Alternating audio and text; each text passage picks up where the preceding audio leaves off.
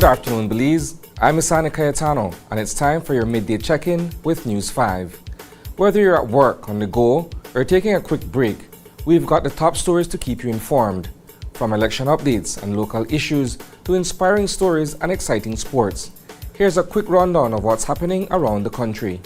Mark Waite is gunned down in Belize City. Another shooting victim remains hospitalized. The police department recognizes outstanding officers in the inaugural Police Awards ceremony. We'll also look at the deplorable state of the Mexico Sports Center. And the Qa Boardwalk is inaugurated in San Ignacio. I'm Brittany, one of the newest faces around here. My stories are heartfelt and bring a fresh perspective. On the job, there is no challenge too great. Flooded highways, raging fires, or asking tough questions. My determination and willingness to connect with people help to deliver stories that put you, our viewers, at the forefront of issues.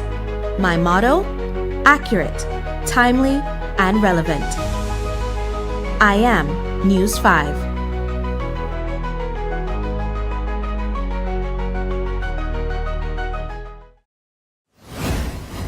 A tragic shooting in Belize City on Saturday night left 24-year-old Mark Waite dead and 33-year-old Francine Herbert hospitalized with gunshot wounds.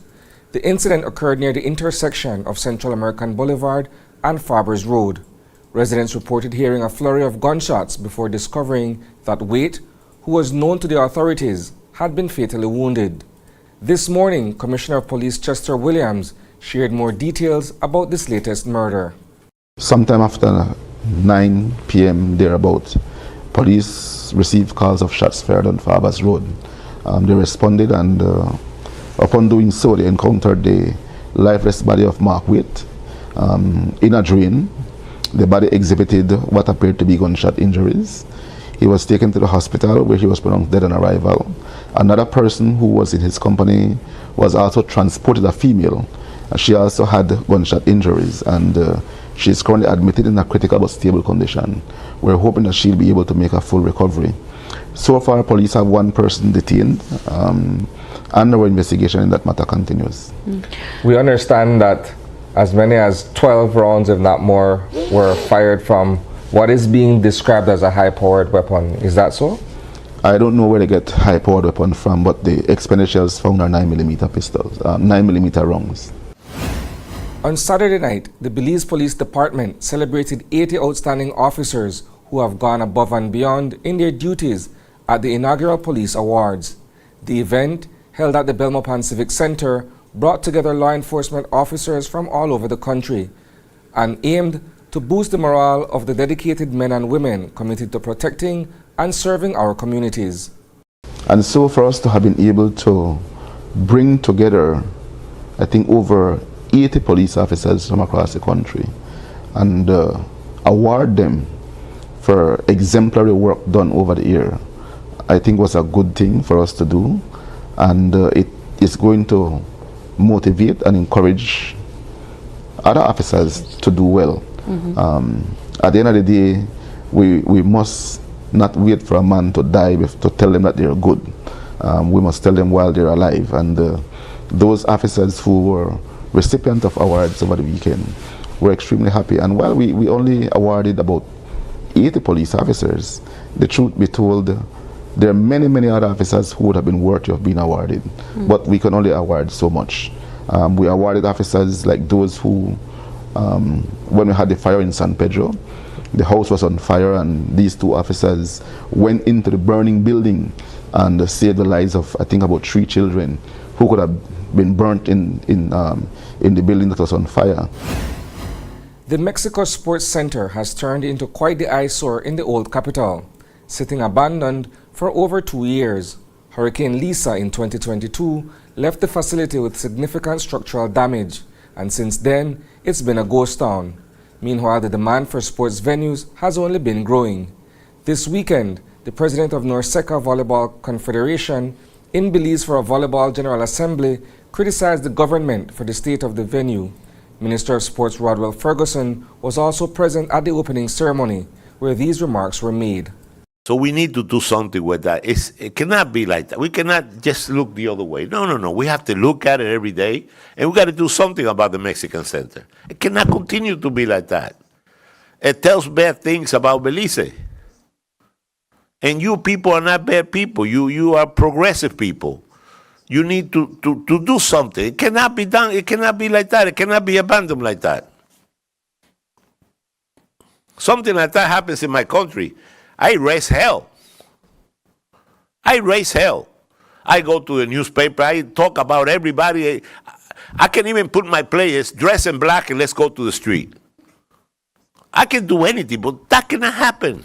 It's impossible to look the other way. It must be solved. Also, the other venues, sport venues, they need to have good maintenance. Good maintenance. Look out the window. It tells you the story. I don't have to tell you. As the minister responsible for sports, I recognize that. And it was destroyed after the last hurricane. And it is a partnership between Belize and Mexico, and UNEXU was the person who did it. I'm in dialogue with Mexico, and I believe that they have agreed to figure out how we can bring back the Mexican Center to its original state. On Friday, the Belize Tourism Board and Qa Northeast Area Representative Orlando Habet unveiled the Qa Boardwalk in San Ignacio. This new attraction is sure to draw plenty of visitors to the banks of the McCall River. Tourism Minister Anthony Mahler has more to share about this exciting addition. This entire area, I think, has great potential in being more of a tourism destination or a tourist destination. We started the project over here, over the other side of the river, and we've completed this part. This is phase one. I've been speaking to the minister about extending the boardwalk, whichever location, with consultation with the town council and other experts. So that's critical. And I truly believe that the entire Qa district can be more of a tourism destination in terms of the overall tourism product that we have to offer. San Pedro is the biggest right now, Kikaker, Placencia, and Qa district. I truly believe that the Mountain Pine Ridge area has great potential to do more. We can do more up in that part and other parts of the district. There were some naysayers saying that the boardwalk will not withstand the flooding. And I think that even what I saw on Facebook, there were some people even praying that the boardwalk would be taken away during the floods. And as Councillor Mai said, this boardwalk has withstood the second largest flooding event in the last 15 years, just about 2 months ago. These little kiosks, at least 10 feet below water. Mr. Morris and myself and a few others came and we opened the windows so that the water could flow through, so that you can create less pressure. And after the flood was gone, we came back and we washed up and cleaned up. Here we are today. It is still here, and I believe that what we have to do is to come together as a community. We have to have strength in numbers, certainly. That's a wrap for the news at noon. But don't worry, there's plenty more coming your way at 6 p.m. We'll dive deeper into these stories and more. In the meantime, visit channel5belize.com and follow us on Facebook for real-time updates. And don't miss Open Your Eyes tomorrow morning for fresh takes on today's headlines. Thanks for tuning in, Belize. Stay informed, stay inspired, and have a fantastic afternoon.